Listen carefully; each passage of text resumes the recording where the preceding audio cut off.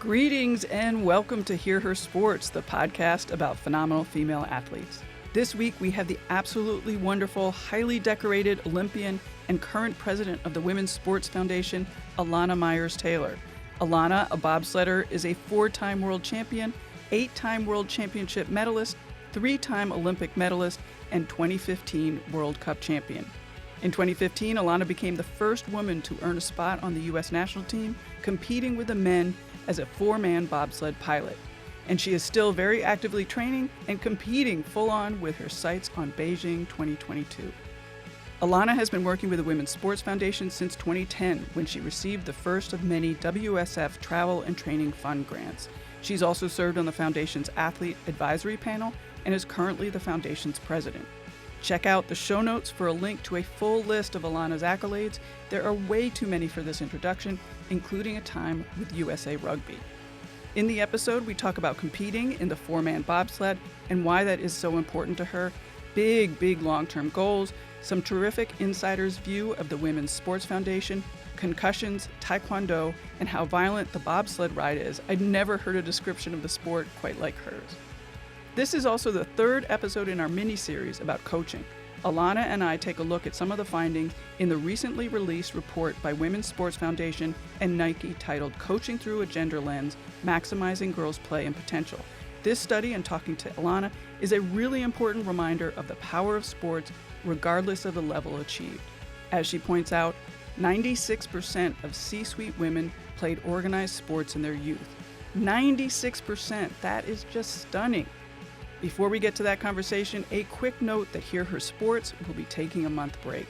We have some new projects in the works, so subscribe to the podcast wherever you listen, and subscribe to the newsletter at hearhersports.com to stay updated. Also subscribe to Instagram and Twitter at Hear Her Sports, because we'll be posting some exclusive new audio clips during our time off. Well, let's get to it. Welcome, Elana. Thanks for making the time to be here. I think that's awesome. Thank you. Oh, thank you so much for having me. It's an honor and pleasure. Sure. Back at you. You know, the photo of you on Twitter and your husband is so cute. Can I say that? Yes. Thank you.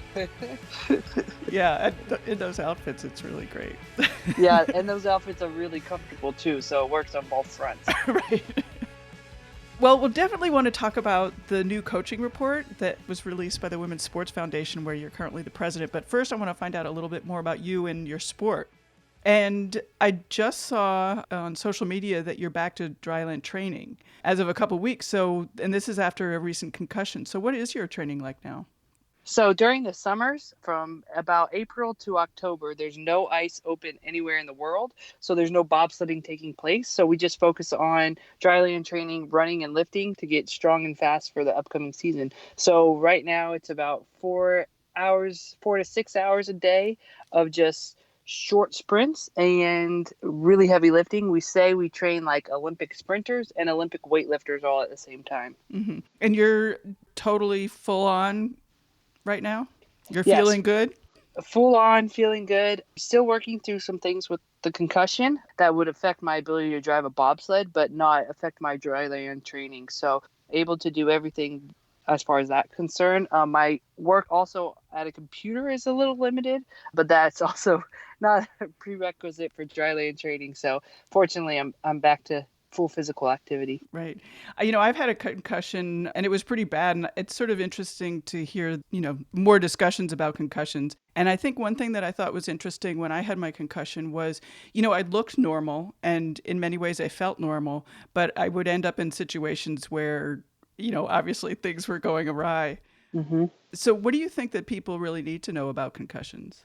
Yeah, I think the biggest thing is that they all present differently. So one of the biggest problems I have with my concussion is emotional and social situations. Mm-hmm. So as a result of my concussions, every time I experience it, my emotions get a little erratic and social situations become much more difficult. So I get a lot of anxiety, which is problematic because I'm in social situations all the time, especially now as my role as the president of the Women's Sports Foundation and some of the other positions I have. I'm in situations where I'm social all the time. So sometimes if I'm not as engaged as I would like to be, I want to just scream. I was like, it's not you, don't worry, it's not anything like that. It's just I'm having a difficult time with this right now. And so that's kind of what happens to me, but it presents differently in every single concussion. And that's the difficult thing is there's still a lot we don't understand about the brain and how concussions and brain injuries actually work. Yeah, it's actually sort of fascinating if you're not going through it. Yeah. So a little bit back to your training, and you said 4 to 6 hours of weightlifting and sprinting. That sounds like a lot. Yeah, but it's we find ways to make it interesting, and at the same time, we're not running miles, so it might be like today, for example, I had hill sprints, so I'm taking 5 minutes in between sets or whatever to make sure they're maximal effort. So included in that 4 hours is rest. Like I'm not running for 2 hours straight because that would be marathon training, not Right. bobsled training. So there are little breaks in there here in between, but it is pretty intensive. And when do you start competing again and getting back onto the ice? So we won't actually get back onto the ice until October. Mm-hmm. So it seems like a pretty long time to be just doing dry land training. And it does get a little monotonous, but it's important because we need every minute of that training during the summer, because during the season, even though we're trying to keep up our training, we won't get a lot of time or a lot of great weather to really do the things that get us the strongest and fastest, push these 400-pound sleds. Right. And I saw also on social media that you're doing martial arts now. Yes. Tell me about that. So part of my recovery from my concussion is they want me to try some different things. And martial arts, the idea came about because it's a different movement pattern, and also because it would force me to engage my brain in learning and learning different things. And also it would make me have to focus different ways with my eyes, because one of my problems with my concussions too is my eye tracking and things like that. So martial arts was a great way to try and engage that different side of my brain and also rehab at the same time. So I don't do any fighting or anything like that. We're not taking hits to the head or anything like that. But it's pretty cool, and I'm having a lot of fun with it. Yeah, how do you like it? What have you learned so far? Oh, I've learned so much. So I'm doing American Taekwondo, not Olympic style Taekwondo or anything like that. I've had a couple comments. It's like, oh, why don't you try for the Olympics? I was like, I don't think you understand. You have to be a black belt in World Taekwondo and all this stuff. No, I'm just doing this for fun. Everything doesn't have to be about the Olympics. So just learning a lot about self-defense. And, I've never been in a fist fight or anything before. I've never been in a fight. So just learning some skills to know if I ever, I'm 34 now, heaven forbid I ever have to use these skills. Now I actually know I have skills behind me if I need them. Well, you've been active all your life, and I think it's totally awesome and actually a little funny that you're able to switch sports so easily. Like you were really high caliber softball player and then just decided you'd do bobsledding. Yeah, you make it sound a lot easier than it was. But that's the cool thing about bobsled is it's a sport that nobody really grows up doing, with the exception of like a couple people who might live in Lake Placid, New York, or Park City, Utah, where our tracks are. Nobody really grows up doing this. So we take athletes from all other sports and convert them to bobsledders. So as long as you have the athleticism, we can teach you how to bobsled. And it's really one of those kind of sports that allows that. But part of the reason like I'm seemingly able to switch sports so easily, which I guarantee you it's not as easy as it might seem, is because I was active all my life in a lot of different sports. I think nowadays kids tend to specialize, but I was never put in a position where I was specialized. I played basketball, soccer, softball, track, you name it, I played it. And that was really because of the encouragement of my parents to do different things and have different interests, even if they're all in the sports realm. Right. And talk about growing up as a sporty kid. And I think mostly I'm interested in the support that you got from your family and how that came about, and also the coaching that you had. Yeah, so full disclosure, my dad was a running back in the NFL for the Falcons. So I did grow up in and around sports and knowing the impact it can have on your lives. And you have good genes. Yeah, I have great genes. But really, even as physically active as my dad was, it really was my mom who played much larger role in my athletic development, because my mom was a housewife and she's there day in and day out. She's the one driving me to practices. She was the one waking me up in the morning, although sometimes it was me waking her up in the morning and say, hey, Mom, we got to go. But also she coached me. And my father played a huge role in my development on the athletic field as well. But for the most part, my mom was there day in and day out coaching me, and actually the coach of some of my teams growing up. What year was that? Because yeah, what year was that? Oh, goodness gracious. So I started playing softball at the age of 9, and then I think my mom started coaching me around the age of 11 or 12. So that had to be somewhere a little after 96. I Hmm. don't exactly remember, but somewhere around there. Right. And was your mom sporty when she was growing up? Yes, my mom was. She played softball as well. She was a cheerleader. There were a lot less options for Sure. girls to be athletically involved at that time. And for her, even though she was very competitive and things like that, it wasn't really an option to go in college and play. And you're talking about this is not too long after Title IX, so the opportunities were limited. So she never played past high school or anything like that. She definitely could have. She definitely had the talent, but it just didn't work out. Right. I always find it so impressive when women, pre Title IX end up being very sporty because it was such a different situation and they really had to fight to get it. And also to know that that was something that interested them.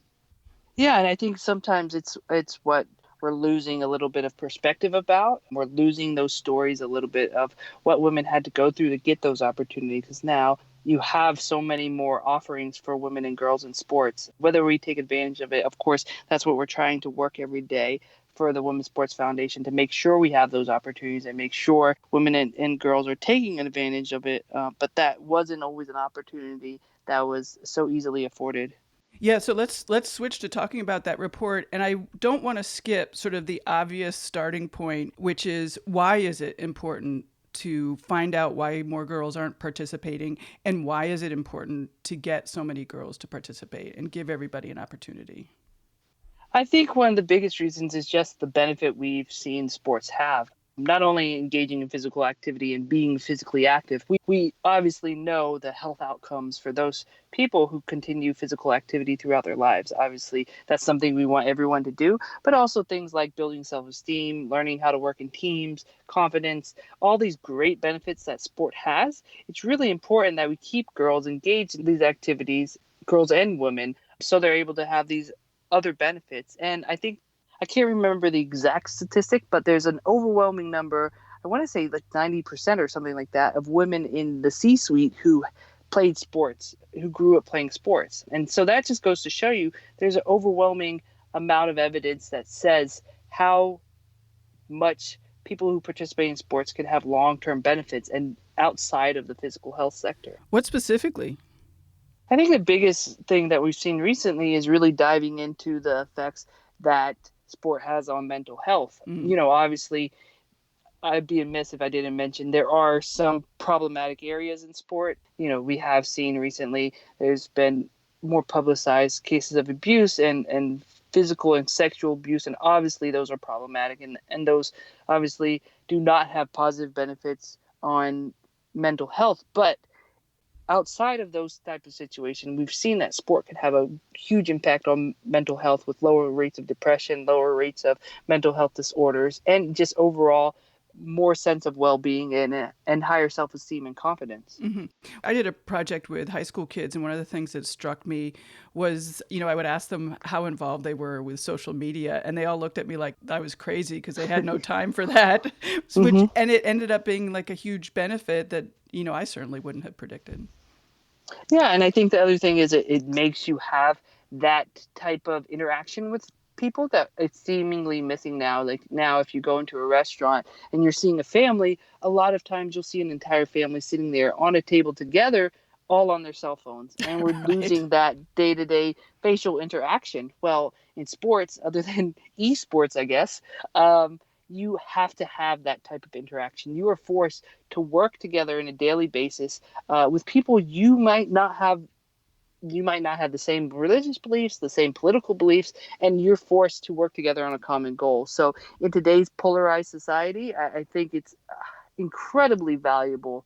And I want to emphasize, too, that we're not just talking about girls and women who will go on to some sort of Olympic career. We're talking about everybody.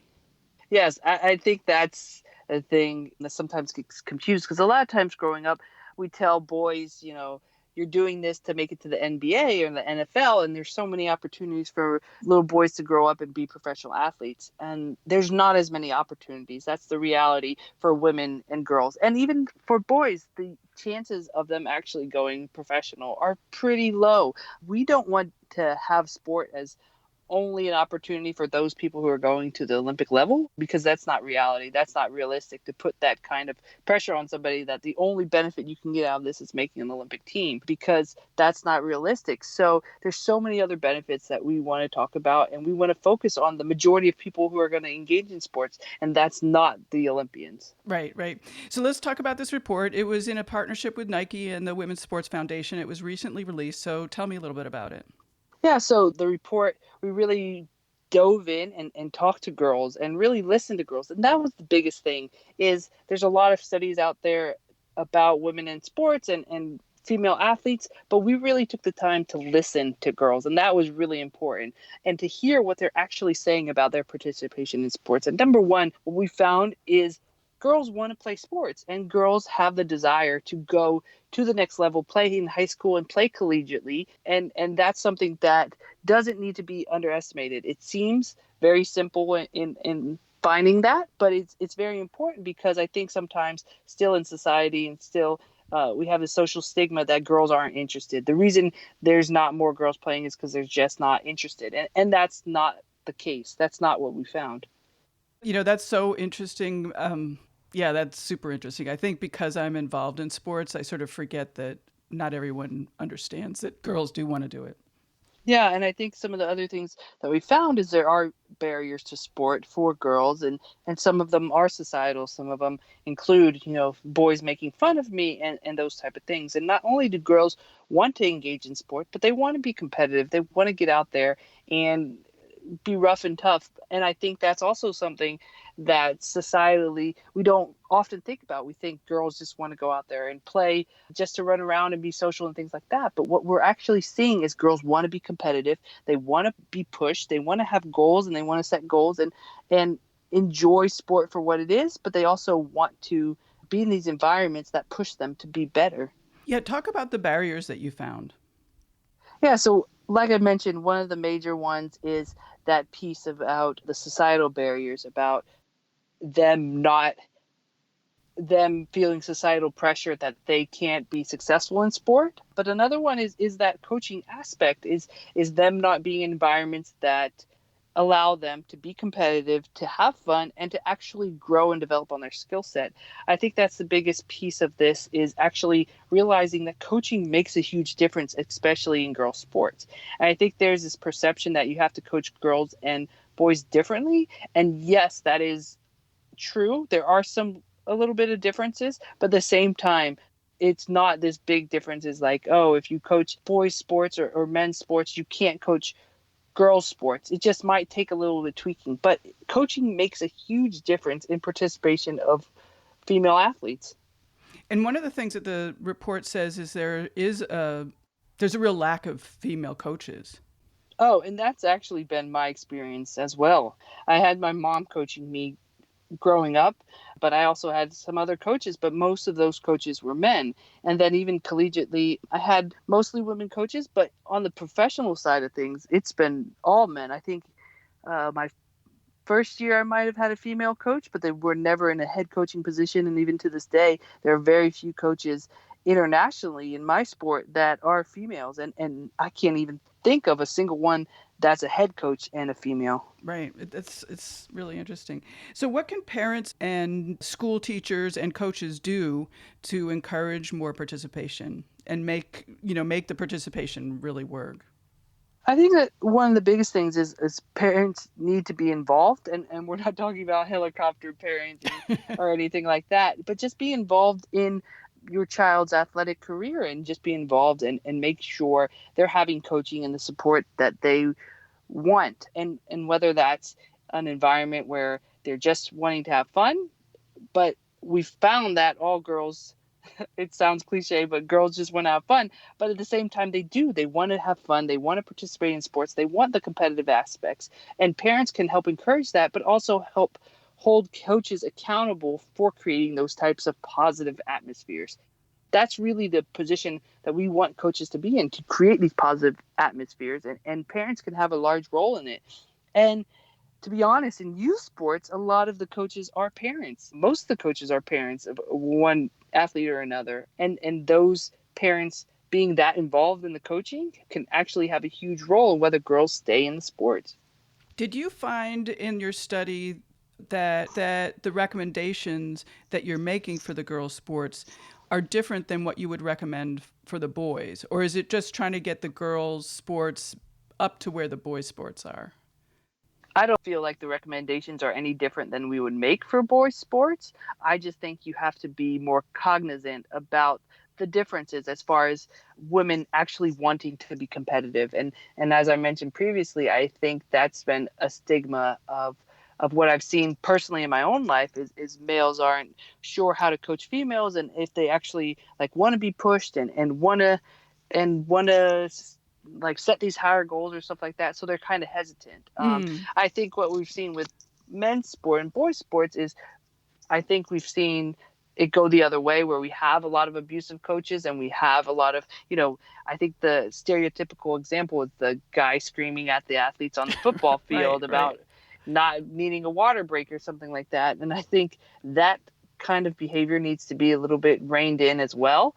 In this study, we were making those kind of recommendations that I would make to men's and boys sports as well. So it sort of sounds like you're saying that coaches and parents still think girls are fragile. Yes, and from personal perception and being in a sport where I do try and compete against the men, I have seen that firsthand. And, it's crazy to me that we're in 2019 and we've got all these ads going on and we've got all these campaigns going on about how strong women are, and particularly Nike's campaign and all this stuff. And we're still being questioned about whether or not women are strong enough to compete. It's kind of crazy. And some of this, I have to admit, when reading over the study, some of it is like, oh yeah, that's common sense to me, but I'm also a female in sport. So it's kind of difficult to really take a look at the data and take a look at what we're seeing and be like, okay, this is something that not all people understand, and this is something that we need to break down to make sure that women and girls are given the proper coaching and proper environments that they need to be successful. I had a similar reaction of like, really? People think that? Yeah. Yeah, it's very easy to be in somewhat of like an echo chamber because we're in the business, and you're like, oh, duh. Of course, Right. Of course girls want to set goals and improve their skills. I don't understand. But that's not the reality for everyone. And not everybody's as deeply involved as we are. Right. And the study also found that girls of color are facing even greater barriers. Could you talk about that a little bit more? Yeah, so I think there's a lot of barriers, whether, we've seen people of color have lower economic opportunities as well, and that plays a role into it, but also a lot of this is societal as well, whether or not there's perceived as certain sports that are more appropriate for certain minorities and certain ethnic groups and things like that, all the way until how they're approached and how these different situations that they may encounter as an athlete are handled by the coaches. So it's very interesting. And that's on the Women's Sports Foundation side, where we particularly have programs in place to try and target minorities to increase their participation, because we do recognize that there are differences. And personally, growing up as a woman of color, I've seen it firsthand that there are differences to the experiences of minorities in sport. You mentioned money. How big a barrier is money right now in sport in 2019 with a lot of travel teams and whatnot?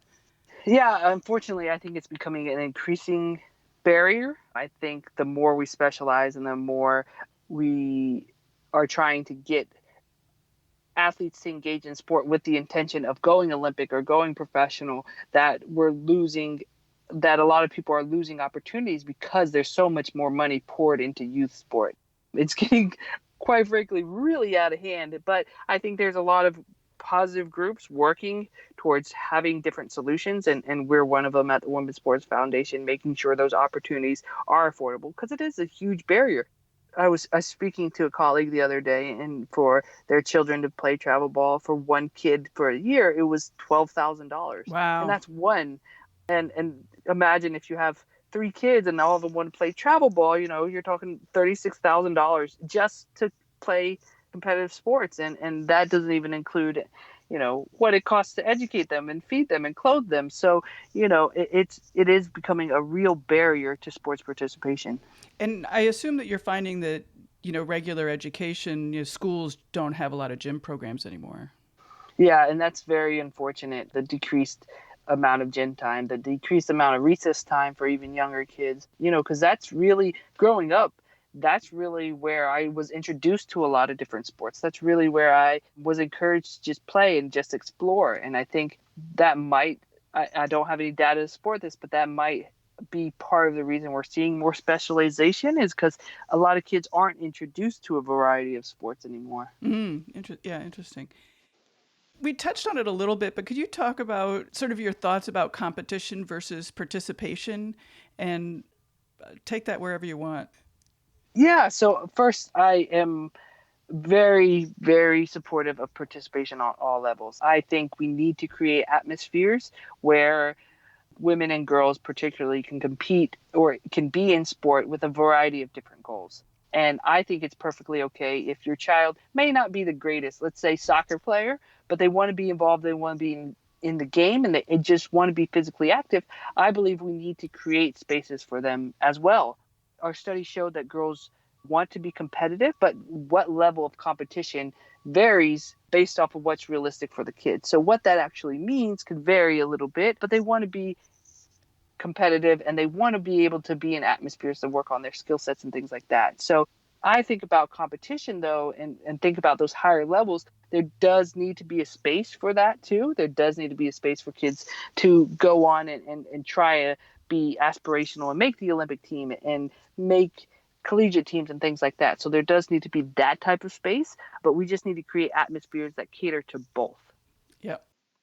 You have some experience competing with men because you relatively recently took part in the four-man, and by four-man I mean man, and you were on that team. So talk about that. And in a Classroom Champions video, you said that women approach goals and winning differently, and I was really fascinated by that.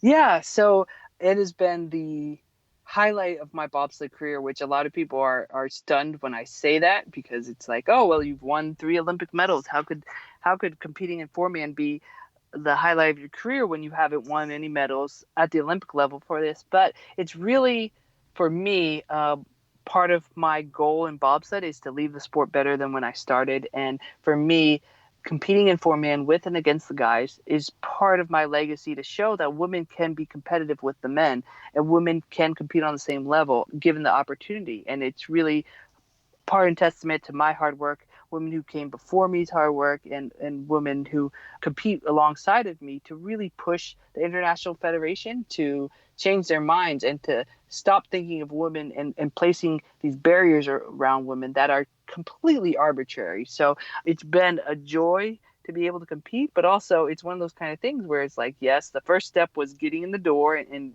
having the opportunity. Now the next step is actually getting out there and being more competitive and being at that level where I could be on the podium. Yeah, in the video you were talking about how your approaches were different from the men. So talk a little bit about that, and also what have you learned from them and maybe what they've learned from you? Yeah, so my approaches are a little bit differently because I find that women tend to be a little bit more realistic about potential outcomes and about setting goals and standards and things like that. So a woman will look at a race and say, okay, we've been finishing in the top 10 every single World Cup. We are most likely going to finish in the top 10 in this race. I have to do X, Y, and Z to make sure that happens. And I'm going to go after it and set those goals and do everything I need to. Whereas what I found with the guys, which is somewhat I love this aspect, is there's just this unbridled confidence sometimes. Is we'll go in a race and we might have been finishing 20th all year, but the guys will swear we're going to somehow figure out and win this race, which is I sort of quite love incredible. that. Yeah, and I do too. And sometimes I wish women had more of that unbridled confidence. But at the same time, sometimes I wish the guys were a little bit more realistic, because I feel like it might push them a little bit harder in the gym and in the weight room. It's Right. like, hey, winning a race doesn't happen overnight. You're not just going to all of a sudden wake up and figure it out.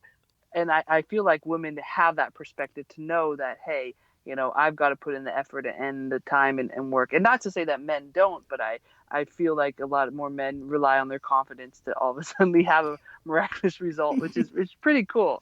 Right. Are they learning from you? I mean, have they gotten anything from that? I hope so. I know because I compete with my husband. He learned a lot from me and from competing with me. And so it's been interesting to see and to understand his side of things and to understand how even his own perceptions of what women can achieve have a little bit altered.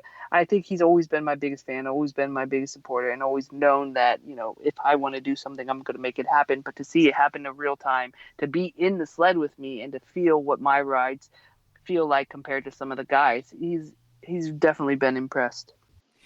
What is a ride like? Oh, it is extremely violent. I think the best way to describe it is being shoved in a metal garbage can and kicked down a rocky hill. Yeah, it is not comfortable. And you think with four-man, we have 250 needle nose sharp spikes on the bottom of our feet, and in four-man, everybody has to load in the sled and try to not nick each other, but everybody's cutting each other up with these spikes. You're all sitting on top of each other, and then on top of it, the ride itself is violent. So you get some pretty interesting scars going down in a bobsled. Are you beat up all the time? Kind of, but I feel like your body kind of gets used to it. And as women, this is another interesting example. I think men have the aspect of, oh, they want to prove they're tough. So they don't pad the sleds. It's like taboo to pad up a men's sled. And how it works is our sleds are made of carbon fiber or fiberglass or things like that. But you can add padding into the inside to kind of insulate it. And as women, because we're smaller and we use the exact same size sled as men, we usually have to add padding just from the pure aspect so we're not moving around too much in the sled. But we also add padding because if we don't have to make this ride hurt, why would we? Whereas the men, they're like, oh, well, we don't need to pad the sleds. We need to prove we're tougher and all this kind of stuff. I'm like, why? Oh This makes no sense. That's funny. Yeah. You mentioned this already a little bit, but what kind of impact do you want to have long term? I think my biggest goal is to go out there and leave sport in general, not just bobsled, better than when I found it. And that's something that's very important to me. It's been important to me my entire life because I know at one day I'm going to have to retire. And I know one day, even though I might be written history books because of my achievements so far, I know one day my name will be forgotten and all that kind of stuff. But I want whatever I've done throughout my career to live on. I want the legacy that I've created as far as women being able to compete with men, as far as women deserving various opportunities, for instance, in bobsled, to have multiple medal opportunities. I want those kind of things to live on. So that's really what I work it day in and day out to do. And that's also why working with the Women's Sports Foundation is so important to me, because I know the difference sport has made in my life. And it's important to me that those opportunities are afforded to women and girls for their lives as well, because I know the difference and the impact that it can make. When were you first aware of gender inequity in sport, maybe, or in general? And when did that become an important issue for you? I think as a female athlete, you can't help but be aware of it very early. So I can remember at the age of 9, even before that, actually, at the age of 7 or 8, is I learned about sport through male athletes. So my favorite athlete growing up was Ken Griffey Jr. And I saw him playing in Major League Baseball, but there were no women in Major League Baseball. So I didn't even know that there was women's baseball at that time. I thought men played baseball. And I was told that growing up too, is men played baseball, women played softball. So it never really occurred to me to pursue baseball because I was like, well, women just don't do it. And now obviously I've learned otherwise, but I thought women just played softball. So even seeing that difference, even being able to see male athletes day in and day out on the television competing in the sports they love, and to be told I didn't have that opportunity at such an early age, obviously I knew there was a difference among genders, and it became important to me because it just never made sense to me. It never made sense to me why I was told that I couldn't play baseball. So you're going to be the president of the Women's Sports Foundation for the year. So what's your big focus for this time? So we have a couple of big focuses. One of them is really engaging male athlete allies, those male athletes who are really doing a lot of positive work within women's sport to try and promote the women's sport, because I think that's a population that is very important for our continued growth. And we want to make sure we're including them in the conversation as well, because there are a lot of male athletes doing good work. And also engaging transgender athletes and trying to start figuring out where they fit into the scope of things. I think in order to do that, we have to have them at the table. We have to have their voice present. So we're really working to engage them. Other things is we really want to make sure we're promoting women's sports and providing more advocacy and letting people know that at the Women's Sports Foundation, we are a resource to help people find different pathways to fight these issues, whether it's a collegiate sport athlete trying to figure out how to navigate Title IX, or whether it's an Olympic or professional athlete trying to figure out how to get pay equity. Those are the type of things that the Women's Sports Foundation looks at, and we can be that body to help people out. So we're really working to spread awareness about the foundation itself. So those athletes that you mentioned could call the Women's Sports Foundation and say, hey, I'm having this issue. What can I do? So we don't actually, so we're not lawyers. We do have people with legal backgrounds on our staff, but we aren't going to provide the legal advice, but we can point you in the right direction for resources. And we also do a lot of research, so we can show you and provide some of the sources that we have, regardless of whatever issue that might be occurring. Right. And you mentioned wanting to get more male allies. Tell me a little bit more about that and what that would look like. Yeah, so we have an athletes advisory panel, and the athletes advisory panel actually meets quarterly, and we advise the foundation on different policies that we have in place, different things we want to execute throughout the year, and we want to include those populations, male athlete allies and transgender athletes, in those types of conversations to really try and figure out what more we can be doing for women and girls in sport. And because you're involved with the Women's Sports Foundation and have been, can you talk about sort of where we are in 2019 in terms of women's sports? I mean, there's so much happening sort of in bigger picture, like in USA hockey and soccer and the WNBA. So from your sort of bigger perspective, what are you seeing and what are your hopes? From a bigger perspective, we are definitely in a good spot for women's sports, but I definitely think we still have a lot more work to do. I think it was very awesome to see firsthand and to know a lot of the women's hockey players, to see that they were successful in getting equal pay and getting more rights for their female athletes. And I think the more and more women are able to make those strides, the more and more women's sports are going to grow. But I do also recognize that there's still a lot of things we need to work on, whether it's the hockey women protesting the leagues and trying to create one cohesive league, or the struggles we face in the National Pro Fast Pitch League or in the Women's Soccer League. There's still a lot of room for growth. And it's really about continuing to find avenues for support and continuing to make sure that people know that providing women's sporting opportunities at the next level, at the professional and Olympic level, are important. Do you talk about that at the Women's Sports Foundation, about, the changing times and what can be done? Oh, yes. We cover the whole array of sports, which some days it's kind of cool because as president, one minute we might be focused on a grassroots level, and the next minute we're on the phone talking about what's going on with the WNBA and their collective bargaining agreement. So we really cover the entire array of sport, which has been pretty cool as a president. And a lot of our athlete advisory panel members are very high up within their respective sports. So they're actively involved in those types of things, in the women's hockey protests, in the U.S. soccer protests, and those type of things. So it is very interesting to hear the perspective firsthand of what's going on the ground. And are the different sports speaking to one another? I mean, the people that are like organizing on the big picture, what's happening in hockey, what's happening in soccer and basketball and softball, are all those women talking to one another and sort of strategizing?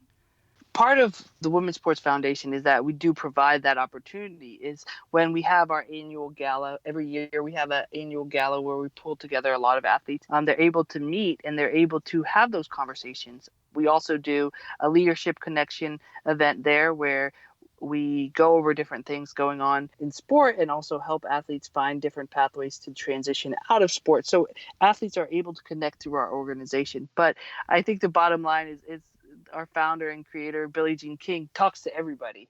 And when you have her as an example, when you have her going to U.S. hockey and going to U.S. softball and soccer and all these organizations and saying, hey, you have to fix this. When that's your example, you can't help but take these issues to heart and feel like it's your obligation to try and connect with all the different organizations and try and find a pathway for women's sports to be better as a whole. I love that she speaks up and she's always on social media telling all the different sports what to do. It's so great. She's great, and I can't even imagine what a day in her life looks like and how she's able to be on the pulse of all these different sports and Right. be so educated and so knowledgeable about it. And I love the fact that she's able to speak up and that she does speak up about so many different issues going on in sport and going on in greater society. I love her to death, and I think the more people who know about her and know about her story and are able to follow her and use her as a role model, the better this entire world would be. Yeah, I can't disagree with you. That's awesome. She's great. Yeah. So what are your long-term goals? 10 years, 5 years? So I want to bobsled as long as I possibly can. I want to bobsled till the wheels fall off is what I say. But the wheels are starting to fall off. I'm getting a little bit older, so that might be sooner than I would like. But right now, realistically, it looks like 2022 might be my last games, unfortunately. But after that, I'd really like to continue working in sports. My long-term goal one day is to be the CEO of the U.S. Olympic Committee. I know right now that would be a very charged and very difficult position to have, and I know regardless of time it'd be a very difficult position to have, but I really feel like that's a position where you can have a lot of positive impact on sport. So that's the end goal. How I get there is the next question, because I just want to continue to have a positive impact on sport and a positive impact on women's sport in general. I'm super impressed that you're already saying that that's your goal. I mean, that's a big goal, and to state it out loud, that's awesome. No, it's a huge goal, but I'm not one to go after small goals. So I tend to set my sights really, really big and do everything I can to get there. And at the end of the day, if I don't attain it, the work I've done to get there, it's going to speak dividends for my life and what I'm able to do. Sure. And you talked about the wheels coming off. So, I mean, I assume that you will stay very physically active long term. Yes, that's the plan. What that would look like, I've asked retired athletes that. It's like, what do you do on a daily basis? And I get a lot of different results. Some athletes go right into it and find another sport and, stay pretty active in rec leagues and stuff like that. I do at some point want to run a marathon. I know genetically that is not my wheelhouse at all. So that's going to be a pretty big challenge at some point.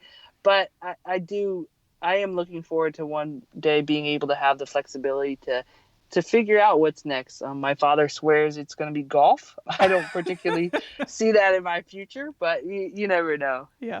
Maybe for the marathon, you could just sprint and then rest for 2 hours. Yeah. I can sprint for 50 meters and then get a ride the rest of the way. Right, If right. they'll count it, then I'm all in. This summer is just jam-packed with good sports. What are you looking forward to? Oh my gosh. Well, first, the World Cup.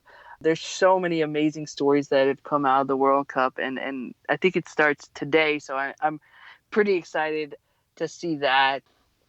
The Women's College World Series just ended, which was really exciting to watch. That was super fun. But I think there's so many positive things going on in sports. The WNBA, it looks like this is going to be a crazy, exciting season, especially with the Las Vegas Aces. Of course, I'm a Dream fan coming from Atlanta, but the Aces look like they're putting together quite a great squad. I'm an Aces fan, especially with the recent trades. Yeah, exactly. It looks like it's going to be a really good season. And I can't say enough about everything positive that's going on in sports. Serena, even though her exit from the French Open was a little premature, she's still looking good, and she's still somebody I always like to follow as well. Yeah, she's a real inspiration too. Yeah. Good. Well, thank you so much for being here. I really appreciate it. It was really fun. Well, thank you so much for having me. It was great fun. It has been an absolute pleasure working with the Women's Sports Foundation. Thank you to them for all of their work and support Of course, a huge thank you to Elana Meyers Taylor for fitting in our conversation in between everything else that she is working on and training for this summer. As always, check out the show notes at hearhersports.com. With this episode, you'll find a link to the girls' coaching report and to the cute photo of Elana and her husband in the outfits mentioned in the episode, along with lots of other good stuff. I'll be back in September after the break, talking to more incredible athletes and women in sport, plus a few fun new things, so stay tuned. Our logo is by Agnes Studio, and music by the band Goldmines. Bye-bye.